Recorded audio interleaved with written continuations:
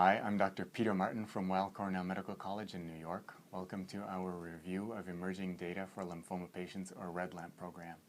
Today I'm going to be talking about the study entitled Lifetime Physical Activity and Risk of Non-Hodgkin Lymphoma by Dr. Terry Boyle from the BC Cancer Agency. The study was published in the May 2015 journal Cancer Epidemiology, Biomarkers Prevention. Non-Hodgkin lymphoma is one of the commonest lymphomas that we see in North America, yet with few exceptions, the underlying cause of lymphoma remains unknown. A few studies have linked physical activity with certain cancers like breast cancer, prostate cancer, colon cancer. But so far, there has been very little research into physical activity and non-Hodgkin lymphoma.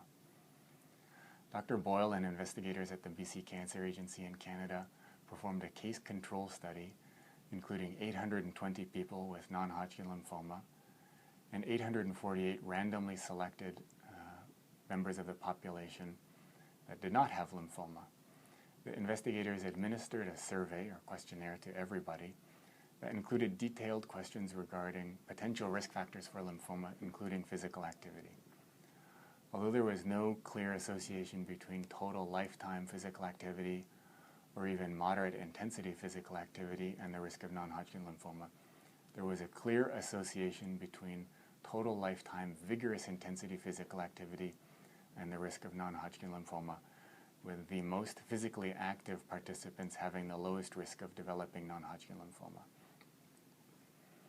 The investigators concluded that from this study, high-intensity physical activity appears to be associated with a risk reduction for non-Hodgkin lymphoma.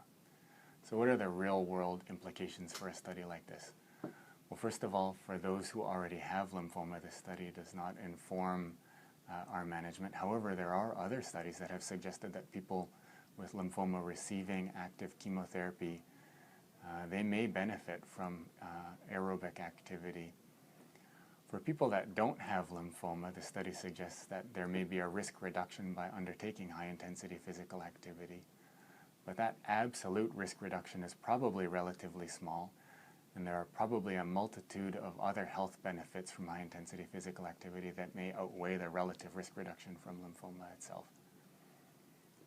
So the most important or most exciting part of this study, I think, is that it tells us that lymphoma is not some sort of inevitable event defined by fate. There are in fact a multitude of risk factors, and some of those risk factors may be modifiable. Observational studies like this help us to determine what some of those risk factors might be, and by continuing research like this, we might learn that there may be a certain population that's at highest risk, and that we may be able to modulate that risk by intervening at an early stage. Theoretically, if we can identify all of these risk factors, we may even be able to determine what treatments might be effective, even without using treatments like chemotherapy. So in the meantime, I encourage everybody to participate in observational studies like this so that we can learn more about lymphoma. And of course, I encourage everybody to be active. Thanks.